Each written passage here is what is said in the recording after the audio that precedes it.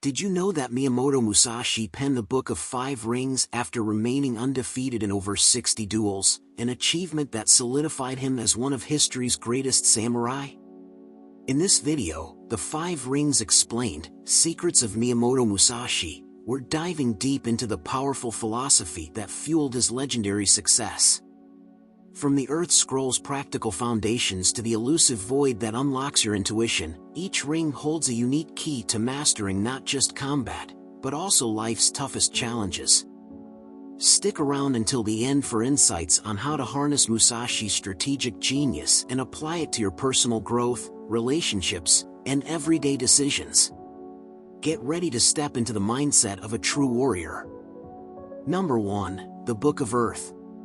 Let's dive into the Book of Earth, one of the central elements in the Five Rings by Miyamoto Musashi.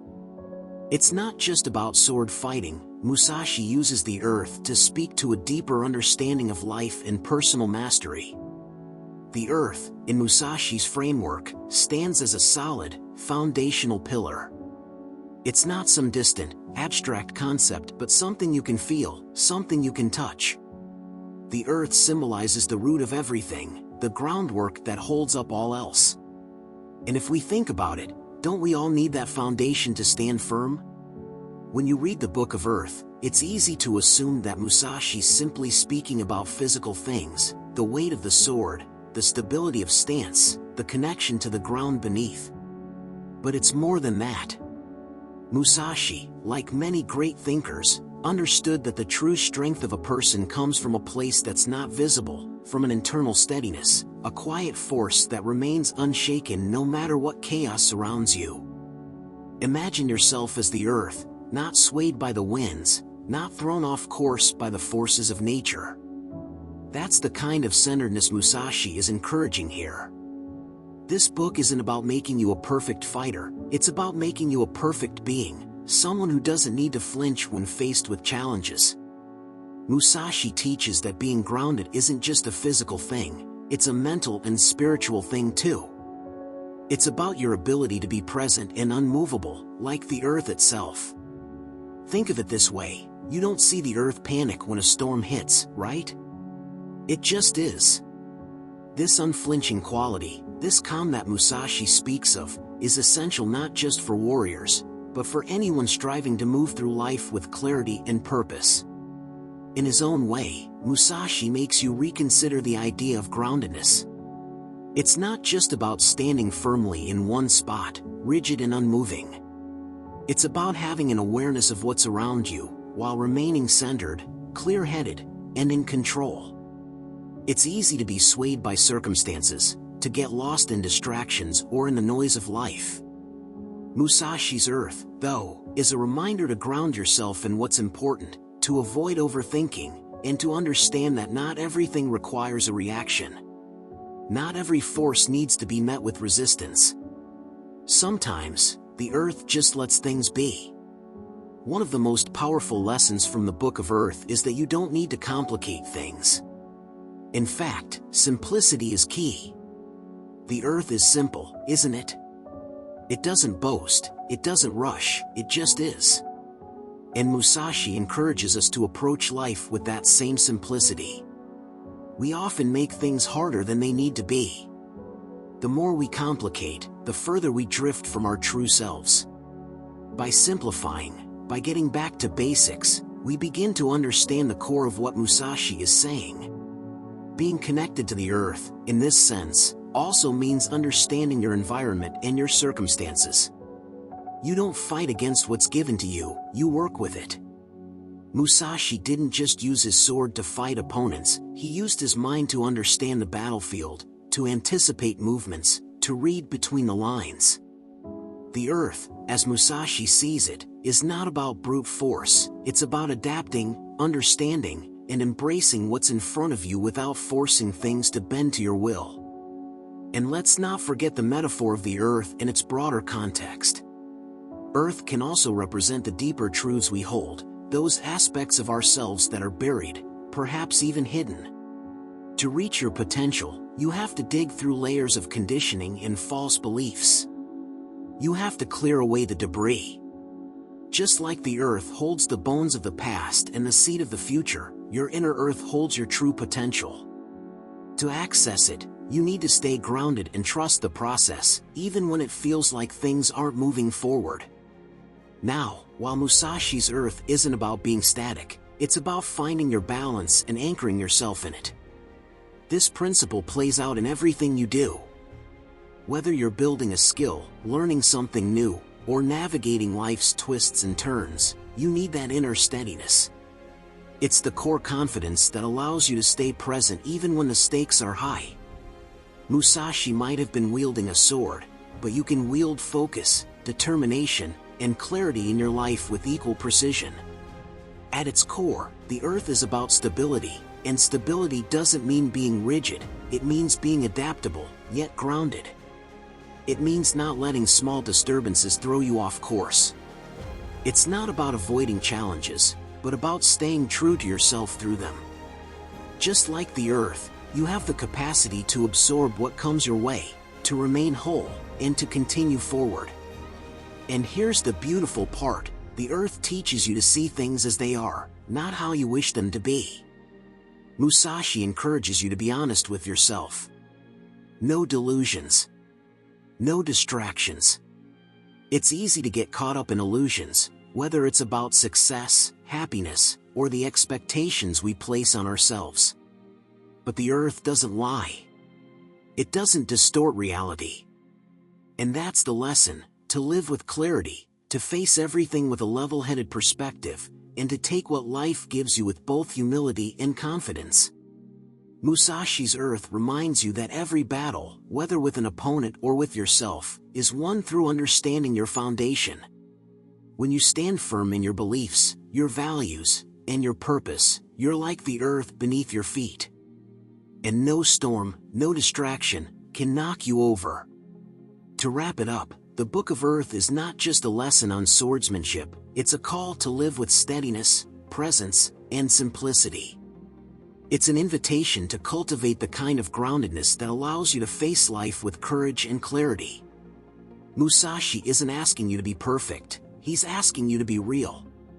And in that authenticity, you'll find your strength.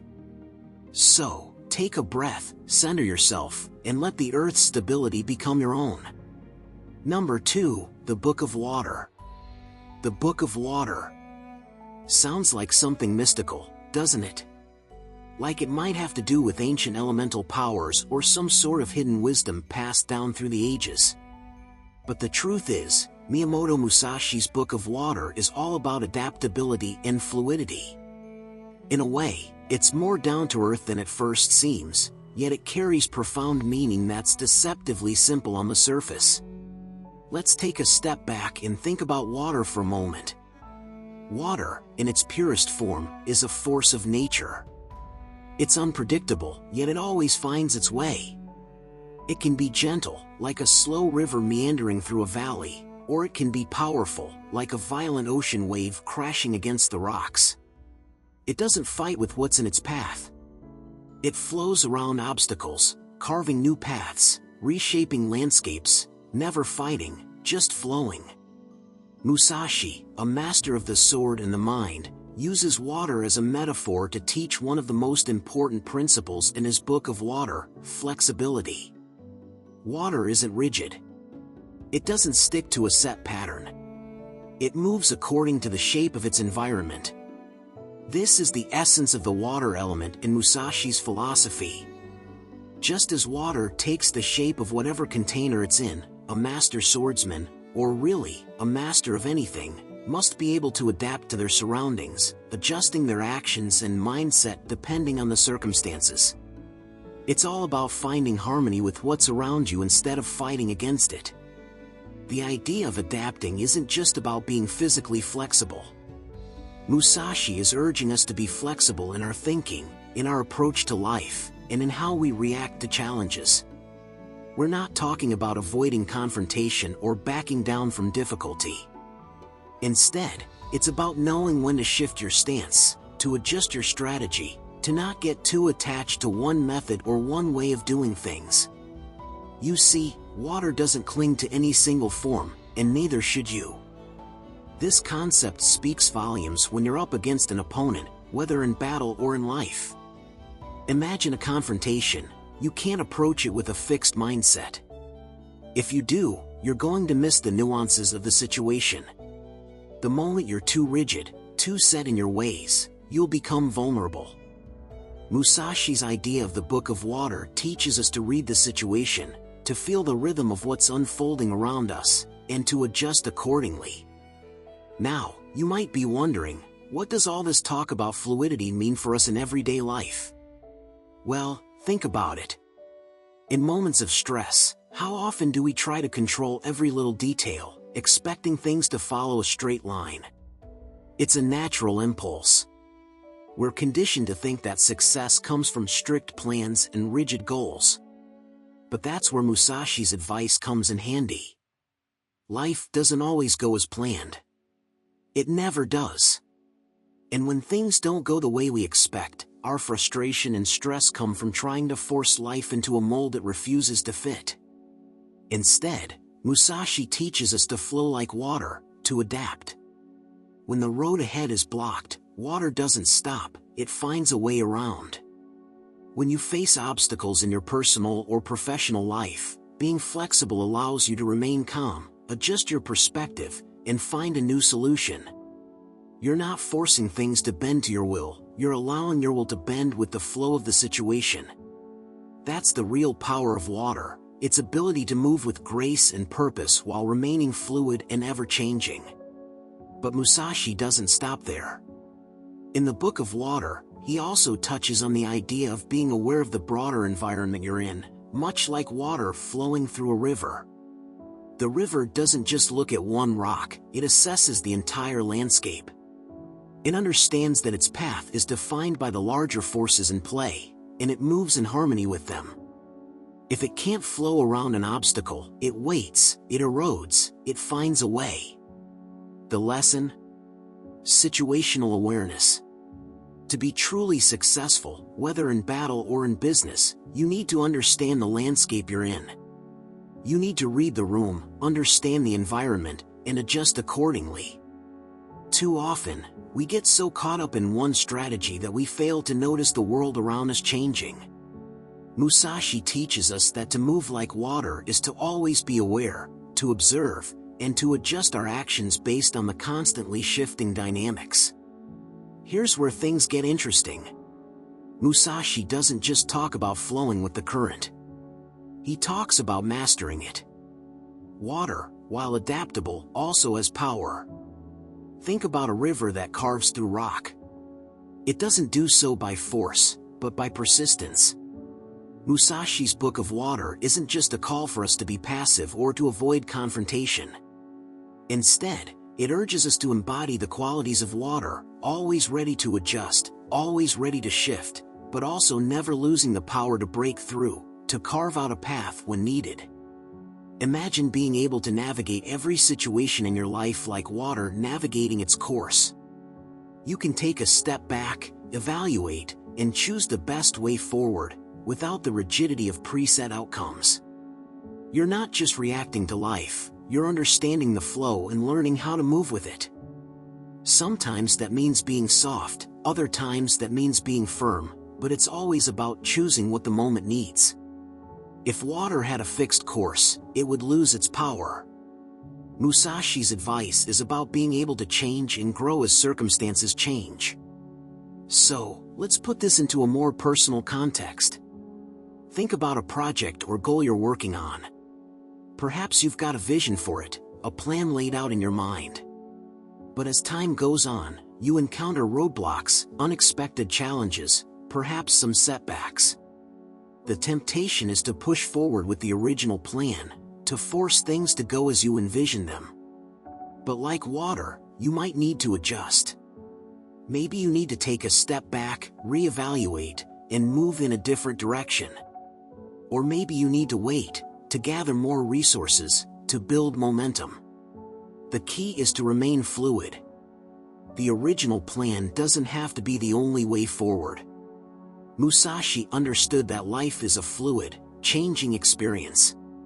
Whether in battle or in business, there are always new obstacles, new dynamics, new opportunities. And just like water, you must be able to move through them with ease, adjusting and adapting as you go.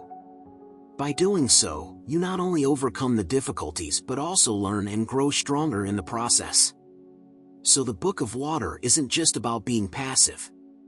It's about embodying the wisdom of adaptability. It's about moving through life with a kind of grace and power that lets you navigate the unexpected without losing your center. And maybe that's the secret of Musashi's philosophy, to adapt like water, but to also carve your own path, leaving your mark on the world as you go. Number 3, the Book of Fire. The Book of Fire in Miyamoto Musashi's The Book of Five Rings isn't just a manual on how to wield a sword or defeat an opponent in battle. Musashi uses the fire element as a symbol of intense energy, directness, and transformation. Fire, in the world of the samurai, represents more than just destruction or heat. It embodies the essence of action, the burning desire to succeed, and the ability to create opportunities from seemingly impossible situations. And just like fire itself, Musashi's philosophy here isn't about playing it safe or seeking comfort. It's about forging ahead with force, decisiveness, and adaptability. When you read the Book of Fire, it feels almost like Musashi is telling you to embrace the energy that flows within you and use it to shape the world around you.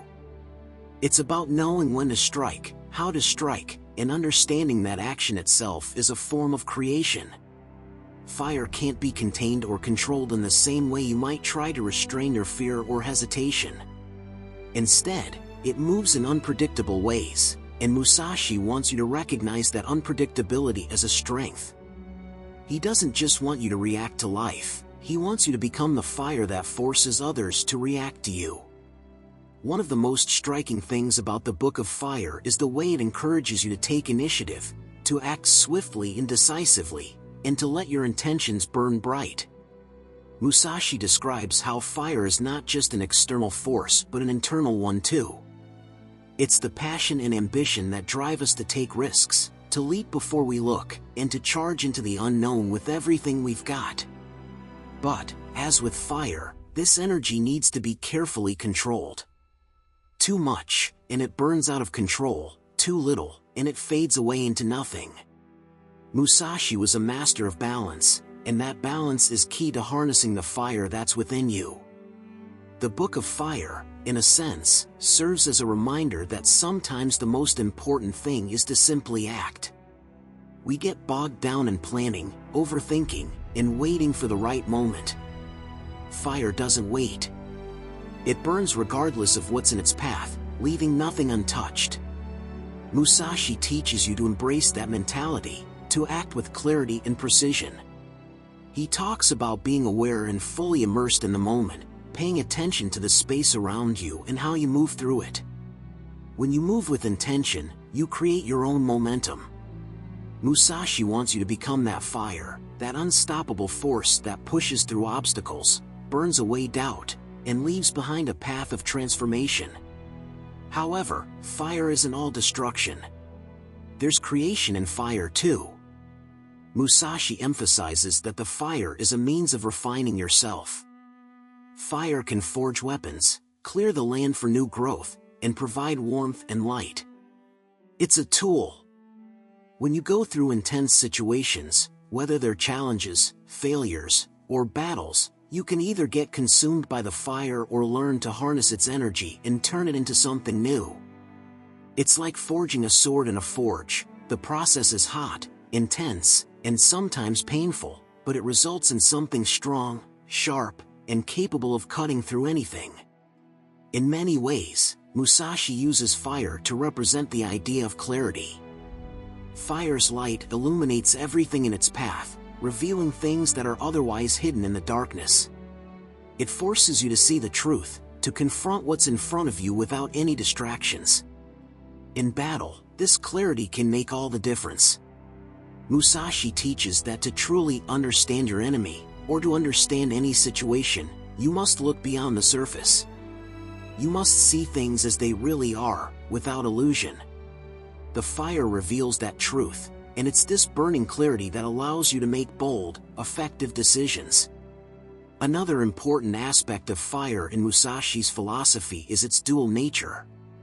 Fire can warm you, but it can also burn you if you're not careful.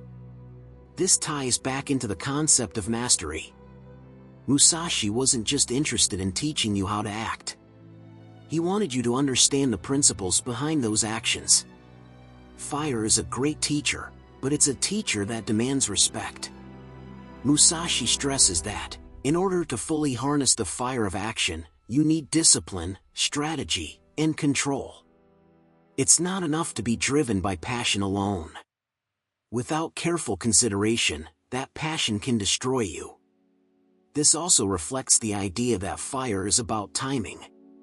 The right amount of heat at the right moment can change everything. Musashi speaks of fire as a force that can transform your path, but only when used at the right moment. The key is knowing when to act and when to hold back.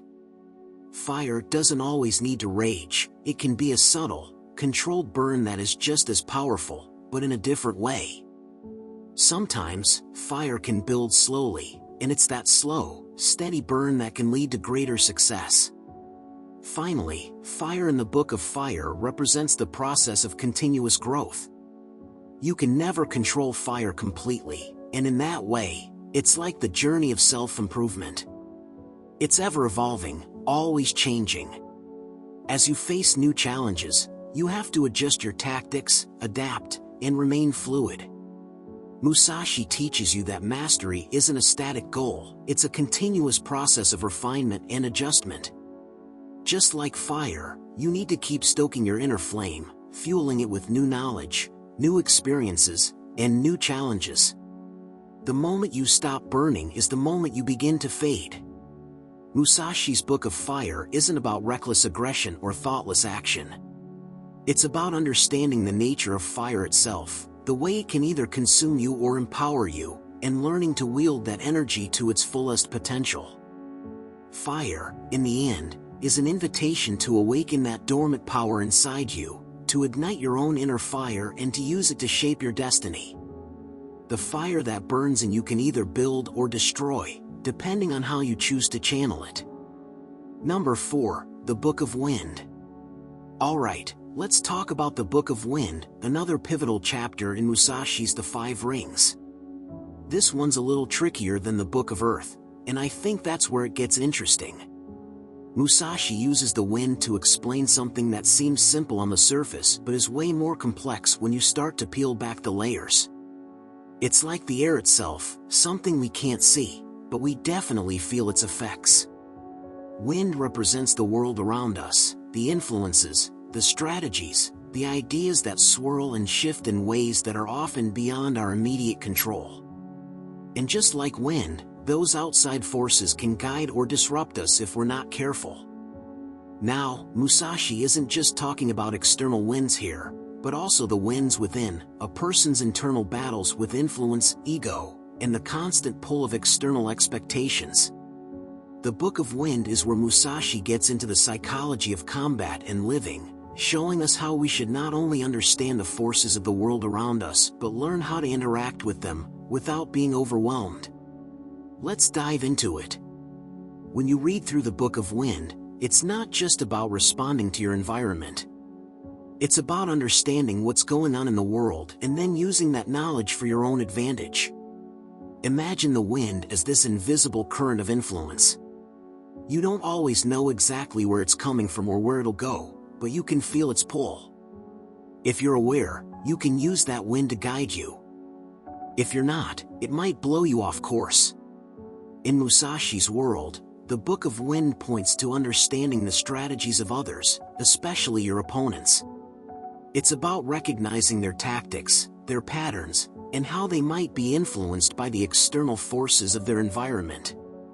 Everyone has their own wind, their personal set of beliefs, biases, fears, and desires that shape how they act. If you know how to recognize these patterns, you can use them to predict their next move. It's almost like catching the wind, understanding its direction, and using that to steer your own course. But here's the catch: Just as the wind is unpredictable, so too is the world. People are unpredictable. Even the best strategies can fail if you don't have the awareness to adjust in real time. Musashi warns that if you rely too heavily on what others do, if you follow the winds of the crowd, you lose your individuality. You become part of the flow instead of controlling it. The moment you get caught up in someone else's winds, you stop thinking for yourself, and you're no longer in control. That's where it gets tricky. It's not just about outsmarting your opponent, it's about outsmarting yourself. It's about recognizing when your own internal winds, your own impulses, reactions, or emotions, are steering you off course. Musashi talks about the danger of being too caught up in the winds of other people's opinions, expectations, or outside noise. This is a huge one for anyone living in a world where opinions are loud, where there's pressure to fit in or follow trends. Musashi is telling you to listen to the wind, but never let it decide where you go. Don't just get blown around by the storm. You need to know when to go with it and when to stand firm. So, Musashi isn't just teaching you about reacting to the winds of others, he's also teaching you how to create your own wind. To make your own path, to not be swept along by the tide of conformity or external pressure. The wind can be a tool or an enemy. If you let it dictate your moves, you're constantly in flux, never stable. But if you understand it, use it, and bend it to your will, it can become part of your strategy. Musashi calls this mastering the wind. You make the forces around you work for you rather than against you. In this book, Musashi also talks a lot about timing and rhythm. Think of wind as this invisible force that flows around you, always changing. It can be gentle or ferocious, but the key to navigating it is recognizing its subtle shifts. Timing is everything. The best warriors, the best decision makers, know when to act with the wind and when to wait for the right moment. They can feel it, when it's time to push forward and when it's time to hang back. And much like wind, your decisions need to be fluid. When you're trying to move with the world, you don't want to make rash, predictable moves. Sometimes, the best course of action is to wait for the wind to pick up or die down, and then strike with precision. The idea of using the wind is also about adaptability. Just as wind doesn't blow in one direction for too long, your strategy shouldn't be fixed. Things change. The world moves in cycles. Musashi urges you to be adaptable, to shift your approach when circumstances change. If you're stuck in a rigid mindset, thinking there's only one way to achieve your goal, you're going to get blindsided. The winds of life are constantly changing, and those who can't change with them will find themselves stuck, unable to move forward. But what about the wind that blows inside of us? We often talk about the internal struggle, the way our thoughts and emotions can derail our actions. That's where Musashi's teachings on the wind become really interesting. Our own inner winds, the doubts, the overconfidence, the distractions, can be just as disruptive as any external force. The key is learning to calm those internal winds, to quiet the noise in your head long enough to hear the clarity you need to act. The calmer you are inside, the more aware you become of the outside world and how to respond to it. A quiet mind is like a still air, clear and open. The wind also symbolizes the unpredictable nature of things. No matter how much you plan, no matter how perfectly you execute your strategy, there's always an element of chaos, always something you can't control. Life has a way of throwing curveballs, and the wind reminds us of that uncertainty. Musashi doesn't give you a clear-cut answer to control everything, but rather teaches you how to manage the unpredictable. He asks you to remain aware and alert, to always be ready to adapt when life takes its unexpected turns. So, in summary, the Book of Wind is about understanding the influences around you, both external and internal. It's about knowing how to read the currents, feel the direction, and then, when the time is right, make your move. But it's also a reminder that you need to stay grounded, not let the winds carry you off course. Use the forces around you to guide you, but never lose your center. The wind can be a tool, a challenge, or a reflection of your inner world. It's all about how you interact with it. And in that, Musashi is teaching you not just to survive the storm, but to dance with it. Number 5, the Book of Void. The Book of Void. It's one of the most elusive and mysterious chapters in Miyamoto Musashi's The Book of Five Rings. While the other books focus on tangible concepts like strategy, water, fire, and earth, things you can touch, feel, and apply, the Book of Void seems to speak to something more abstract, something harder to pin down. It's not about what you can see or measure, but about what you can't see. Musashi invites us to explore what lies beyond the obvious, in the emptiness between the lines, in the spaces that we often overlook. The void is that realm where understanding comes not from the mind, but from the soul. At its core, the void represents the idea of emptiness, not emptiness as in a lack of something, but emptiness as a state of infinite potential. It's like a blank canvas, a space before anything is created. And this emptiness is key to Musashi's philosophy. It's not just a concept, it's a way of seeing the world that allows us to move beyond our usual patterns of thinking and acting. But what does Musashi mean by the void? To him, it's the place where pure understanding resides. It's where you aren't clouded by distractions, preconceptions, or ego. It's where everything becomes clear, yet nothing is fixed. It's paradoxical, isn't it? The more you think you understand the void, the further it slips from your grasp. It's a concept that's difficult to explain with words, which is why Musashi focuses on it in such a mysterious way. The void is not something you can get intellectually. Instead, it's something you experience. So, let's try to break this down a bit. Picture a moment when everything slows down. The noise of the world, the clutter of your thoughts, it all fades away. Suddenly, there's a kind of stillness, a clarity that washes over you. In that moment, you might feel as though you're in touch with something bigger, something beyond the usual chaos of life. This moment of calm is a taste of the void. In the void, things are not defined. There are no labels, no judgments. There's just the present, untainted by your usual mental filters. It's not about thinking or analyzing, but about being. It's a state of pure awareness. But Musashi doesn't just leave it there. He challenges us to step further into the void and embrace its vast potential. To him, understanding the void means moving beyond dualities. We're so used to categorizing everything in our lives, good and bad, light and dark, success and failure. These categories give us structure, but they also limit us. They trap us in patterns of thinking that prevent us from seeing the bigger picture. The void, on the other hand, isn't constrained by these opposites. In the void, everything simply is. Imagine for a second that you've been boxing yourself in with rigid ideas and expectations. Perhaps you've been thinking, I can only achieve X if I do Y. Or, this is who I am, and this is how things are. But then you come across the void, and all of a sudden, that narrow box disappears. You realize that your past actions don't define you. You don't have to cling to old patterns or ways of thinking. You're free to redefine yourself, to embrace what's new and unknown. The void represents freedom from these mental constraints. But here's where it gets tricky. While the void is about freedom, it's also about discipline. Musashi is asking us to not only acknowledge this emptiness, but to live within it with purpose. The paradox is that the void requires both awareness of nothingness and the ability to act within it.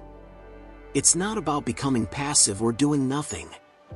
Rather, it's about acting with a mind free of clutter, unburdened by attachment or overthinking.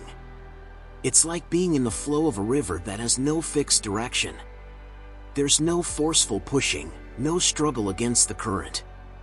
You're simply in it, moving with it, without needing to control or manipulate it.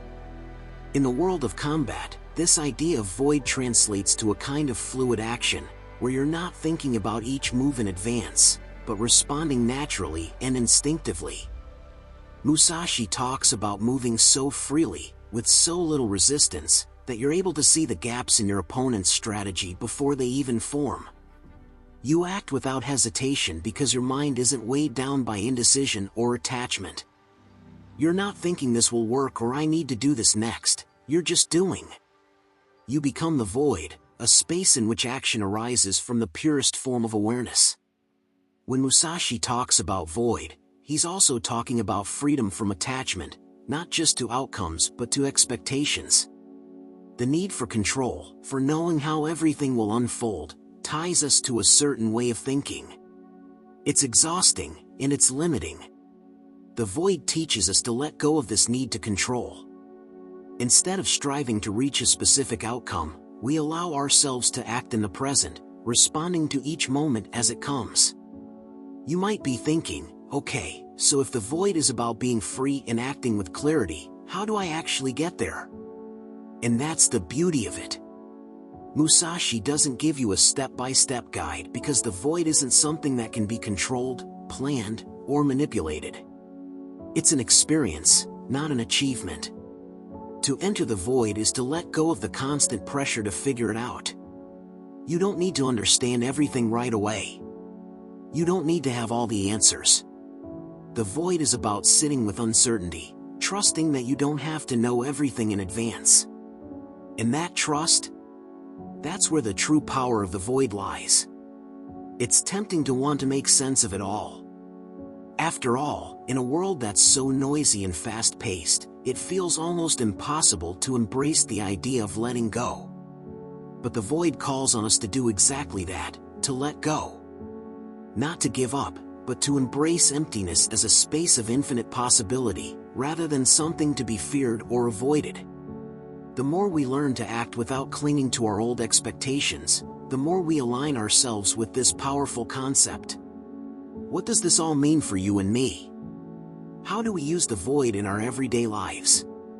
Well, it's less about finding a specific formula and more about living with the awareness that emptiness is not empty at all. It's full. Full of potential. Full of freedom. Full of possibility. It's about going into each moment with a clear mind, unclouded by preconceived notions, unburdened by stress or anxiety, ready to act without hesitation. And, just like Musashi says, it's about living without attachment to the outcome, simply moving with what is, allowing yourself to flow like water through life's vast ocean. In the end, the void is not just a concept in Musashi's book, it's a reminder that true mastery comes from within, from the ability to let go of the need for certainty and instead embrace the mystery of what's to come. The void isn't an absence, it's a presence. And in that presence lies the key to profound freedom and mastery.